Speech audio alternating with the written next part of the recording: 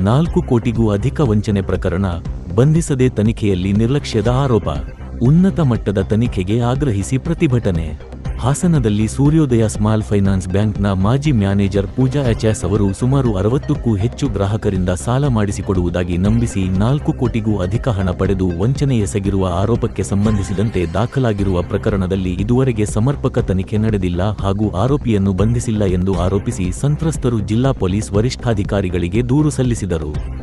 ಇದೇ ವೇಳೆ ನೊಂದ ಗ್ರಾಹಕ ವಿಶ್ವಾಸ್ ಮಾಧ್ಯಮದೊಂದಿಗೆ ಮಾತನಾಡಿ, ಆರೋಪಿಯಾಗಿರುವ ಪೂಜಾ ಎಚ್ಎಸ್ ಅವರ ವಿರುದ್ಧ ಅವರ ತಂಗಿ ತೇಜ, ಪಲ್ಲವಿ, ನಾಗರತ್ನ ಹಾಗೂ ಬ್ಯಾಂಕ್ ಕ್ಯಾಷಿಯರ್ ರಾಜೇಶ್ ಅವರ ಹೆಸರನ್ನು ಉಲ್ಲೇಖಿಸಿ ಪೆನ್ನನ್ ಮೊಹಲ್ಲಾ ಪೊಲೀಸ್ ಠಾಣೆಯಲ್ಲಿ 2026 ಮಾರ್ಚ್ 1ರಂದು ಎಫ್ಐಆರ್ ದಾಖಲಾಗಿದೆ.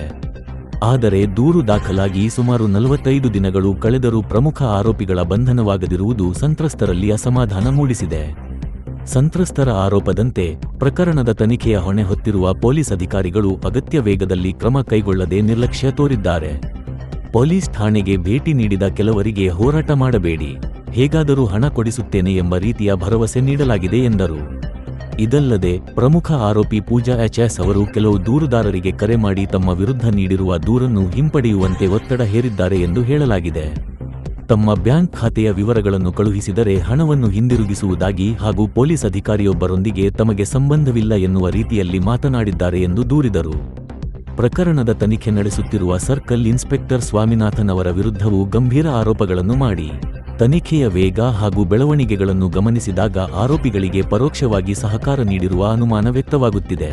ಈ ಸಂಬಂಧ ತಮ್ಮ ಬಳಿ ಕೆಲವು ಆಡಿಯೋ, ವಿಡಿಯೋ ಹಾಗೂ ಸಂದೇಶಗಳ ದಾಖಲೆಗಳಿದ್ದು ಅವುಗಳನ್ನು ತನಿಖಾ ಅಧಿಕಾರಿಗಳಿಗೆ ಸಲ್ಲಿಸಲು ಸಿದ್ಧವಿದ್ದೇವೆ ಎಂದು ಹೇಳಿದರು. ಇನ್ನೊಂದೆಡೆ ಪೊಲೀಸ್ ಸಿಬ್ಬಂದಿ ಪ್ರವೀಣ್ ಅವರ ಹೆಸರು ಕೂಡ ದೂರಿನಲ್ಲಿ ಪ್ರಸ್ತಾಪವಾಗಿದ್ದು, ಅವರು ಪ್ರಮುಖ ಆರೋಪಿತೆಯೊಂದಿಗೆ ವೈಯಕ್ತಿಕ ಸಂಪರ್ಕ ಹೊಂದಿದ್ದರು ಹಾಗೂ ಹಲವು ಸ್ಥಳಗಳಲ್ಲಿ ಗಂಡ ಹೆಂಡತಿಯಂತೆ ಪರಿಚಯಿಸಿಕೊಂಡಿದ್ದರು ಎಂದು ಆರೋಪಿಸಿದರು. ಈ ಹಿನ್ನೆಲೆಯಲ್ಲಿ ಅವರ ಪಾತ್ರದ ಬಗ್ಗೆಯೂ ಸಮಗ್ರ ತನಿಖೆ ನಡೆಸಿ ಅಗತ್ಯವಿದ್ದಲ್ಲಿ ಕಾನೂನು ಕ್ರಮ ಕೈಗೊಳ್ಳಬೇಕೆಂದು ಮನವಿ ಮಾಡಿದರು. ಈ ಪ್ರಕರಣದ ಬಗ್ಗೆ ಜಿಲ್ಲಾ ಪೊಲೀಸ್ ವರಿಷ್ಠಾಧಿಕಾರಿ ಹಲವು ಬಾರಿ ತನಿಖೆಯನ್ನು ಚುರುಕುಗೊಳಿಸಿ ಆರೋಪಿಗಳನ್ನು ಬಂಧಿಸುವಂತೆ ಸೂಚನೆ ನೀಡಿದ್ದರೂ ಸ್ಥಳೀಯ ಮಟ್ಟದಲ್ಲಿ ಅದರ ಅನುಷ್ಠಾನವಾಗಿಲ್ಲ. ಸ್ವತಂತ್ರ ತನಿಖಾ ಸಂಸ್ಥೆ ಅಥವಾ ಉನ್ನತ ಮಟ್ಟದ ಅಧಿಕಾರಿಗಳಿಂದ ತನಿಖೆ ನಡೆಸುವಂತೆ ಅವರು ಒತ್ತಾಯಿಸಿದರು. ಸುಮಾರು 60ಕ್ಕೂ ಹೆಚ್ಚು ಕುಟುಂಬಗಳು ತಮ್ಮ ಜೀವನದ ಉಳಿತಾಯವನ್ನು ಕಳೆದುಕೊಂಡಿದ್ದು, ನ್ಯಾಯಕ್ಕಾಗಿ ಕಳೆದ ಹಲವು ವಾರಗಳಿಂದ ಪೊಲೀಸ್ ಠಾಣೆ ಹಾಗೂ ವಿವಿಧ ಸರ್ಕಾರಿ ಕಚೇರಿಗಳಿಗೆ ಅಲೆದಾಡುತ್ತಿರುವುದಾಗಿ ಸಂತ್ರಸ್ತರು ನೋವು ವ್ಯಕ್ತಪಡಿಸಿದ್ದಾರೆ. ಪ್ರಕರಣದ ಎಲ್ಲ ಆಯಾಮಗಳನ್ನು ನಿಷ್ಪಕ್ಷಪಾತವಾಗಿ ತನಿಖೆ ನಡೆಸಿ ತಪ್ಪಿತಸ್ಥರನ್ನು ಬಂಧಿಸಿ ವಂಚನೆಗೊಳಗಾದ ಸಾರ್ವಜನಿಕರ ಹಣವನ್ನು ಮರಳಿಸಲು ಸರ್ಕಾರ ಹಾಗೂ ಪೊಲೀಸ್ ಇಲಾಖೆ ತುರ್ತು ಕ್ರಮ ಕೈಗೊಳ್ಳಬೇಕು ಎಂದು ಆಗ್ರಹಿಸಿದರು. ಸೂರ್ಯೋದಯ ಸ್ಮಾಲ್ ಫೈನಾನ್ಸ್ ನೊಂದವರು ಹೇಮಾವತಿ ಪ್ರತಿಮೆ ಬಳಿ ಪ್ರತಿಭಟನಾಗಾರರು ಹೋರಾಟ ನಡೆಸಲು ಮುಂದಾದಾಗ ಈ ಪ್ರತಿಭಟನೆಗೆ ಅನುಮತಿ ಕೊಟ್ಟಿರುವುದಿಲ್ಲ ಎಂದು ಪೊಲೀಸ್ ಅಧಿಕಾರಿಗಳು ಹಾಗೂ ಸಿಬ್ಬಂದಿಗಳು ಪ್ರತಿಭಟನಾ ಸ್ಥಳಕ್ಕೆ ಬಂದು ನಿಲ್ಲಿಸಲು ಸೂಚನೆ ನೀಡಿದಾಗ ಕೆಲ ಸಮಯ ವಾಗ್ವಾದ ಉಂಟಾಯಿತು. ನಂತರ ಘೋಷಣೆ ಕೂಗದೆ ಎಸ್ಪಿಗೆ ನೇರವಾಗಿ ಮನವಿ ನೀಡಲಾಯಿತು. ಈ ವೇಳೆ ನೊಂದವರಾದ ಶ್ರೀಧರ್, ಉಮೇಶ್, ಧರ್ಮನಾಯಕ್, ಚಂದ್ರೇಗೌಡ, ಯೋಗೀಶ್, ಶ್ರೀನಿವಾಸ್, ಗೀತಾ, ವಿನಯ್ ಇತರರು ಉಪಸ್ಥಿತರಿದ್ದರು.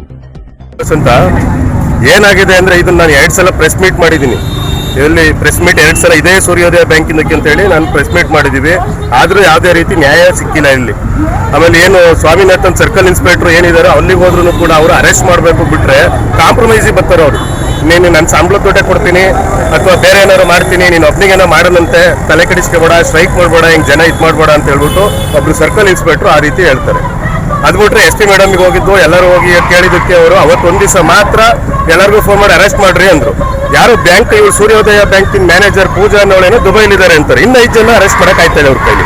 5 ಜನ ಕಣ್ಮುಂದೆನೇ ಹೋಯ್ತಾರೆ. ಅವ್ರು ಪ್ರವೀಣ್ ಅಂತ ಹೇಳ್ಬಿಟ್ಟು ಅವರು ಎಲ್ಲೆಲ್ಲೇ ಲಾಡ್ಜಲ್ಲಿ ಇದ್ರು, ಏನೇನು ಸಂಬಂಧ ಇದೆ ನನ್ನ ಹೆಂಡತಿ ಅಂತ ಹೇಳೋರು ಎಲ್ಲ ರೀತಿ ಪೂರಕ ದಾಖಲಾತಿಗಳು ಕೂಡ ಇದಾವೆ. ಆ ದಾಖಲೆಗಳು ಇದ್ರೂ ಕೂಡ ಇವ್ರ ಕೈ ಆಯ್ತಾ ಇಲ್ಲ ಅರೆಸ್ಟ್ ಮಾಡೋಕ್ಕೆ. ಈಗ ಅದಕ್ಕೆ ಅಂತಾನೆ ಎಲ್ಲ ದಾಖಲಾತಿನೂ ಕೂಡ ಈ ಪೆನ್ ಡ್ರೈವ್ ಹಾಕಿದ್ದೀನಿ. ಇದನ್ನ DC ಮೇಡಮ್ಗೆ, SP ಮೇಡಮ್ಗೆ ಒಂದೊಂದು ಕಾಪಿನ ಅವ್ರು ಏನು ಪೊಲೀಸ್ ಕೆಲಸ ಏನು ಮಾಡಬೇಕಿತ್ತು ಆ ಕೆಲಸ ನಾನು ಮಾಡಿದ್ದೀನಿ. ಇದರಲ್ಲಿ ಏನು ಅವರು ಲಾಡ್ಜಲ್ಲಿ ಇದ್ದಿದ್ದಾಗಿರ್ಬೋದು, ಬೇರೆ ಏನಿತ್ತು ಎಲ್ಲ ದಾಖಲಾತಿಗಳು ಅವ್ರು ಸ್ವಾಮಿನಾಥನ್ ಅವರು ಬೇರೆಯವರಿಗೆ ನಾನು ದುಡ್ಡು ಕೊಡ್ತೀನಿ ಬಿಡಿ ಬರಬೇಡಿ ಅಂತ ಹೇಳಿರೋ ರೆಕಾರ್ಡ್ಗಳು, ಪ್ರತಿಯೊಂದು ರೆಕಾರ್ಡ್ಸ್ಗಳನ್ನೂ ಕೂಡ ಇದಕ್ಕೆ ಹಾಕಿದ್ದೀನಿ. ಈ ದಾಖಲೆಗಳನ್ನ ಕೊಟ್ಟಾದ್ಮೇಲೆ ಕೂಡ ಇವರು ಪೊಲೀಸ್ ಏನಾರು ಇದು ಮಾಡಿಲ್ಲ ಅಂದ್ರೆ ಈ ಆಸ್ತ ಪೊಲೀಸ್ ಎಷ್ಟು ಬಹಳ ಕುಲ್ಗೆಟ್ ಮಟ್ಟ ಇಳಿದ್ಬಿಟ್ಟವ್ರು ಅವರು. ಅಂದ್ರೆ ಎಲ್ಲರೂ ಅಂತ ಹೇಳಕ್ಕಾಗಲ್ಲ. ಈಗ ಕೆಲವರು ಈಗ ಸ್ವಾಮಿನಾಥನ್ ಏನಕ್ಕೆ ಹೇಳ್ಬೇಕು, ಅವರು ಅರೆಸ್ಟ್ ಮಾಡಬೇಕು. ಅರೆಸ್ಟ್ ಮಾಡ್ಬಿಟ್ಟು ನ್ಯಾಯ ಕೊಡಿಸ್ಬೇಕು ನಮ್ಗೆ ಅಲ್ವಾ. ಅರೆಸ್ಟ್ ಮಾಡ್ಬಿಟ್ಟು ನ್ಯಾಯ ಕೊಡ್ಸೋದು ಬಿಟ್ಬಿಟ್ಟು ನನ್ ದುಡ್ಡೇ ಕೊಡ್ತೀನಿ, ನನ್ನ ಸಂಬಳ ದುಡ್ಡೇ ಕೊಡ್ತೀನಿ, ನೀವು ಸ್ಟ್ರೈಕ್ ಮಾಡಬೇಡ, ಈ ರೆಕಾರ್ಡ್ಸ್ ಎಲ್ಲ ಯಾರಿಗೂ ಕೊಡಕ್ ಹೋಗ್ಬೇಡ ಅಂತ ಹೇಳ್ಬಿಟ್ಟು ಹೇಳ್ತಾರೆ. ಅಂದ್ರೆ ಇದು ಅಧಿಕಾರಿಗಳು ಮಾಡೋ ಅಂತ ಕೆಲಸನ ಇದು.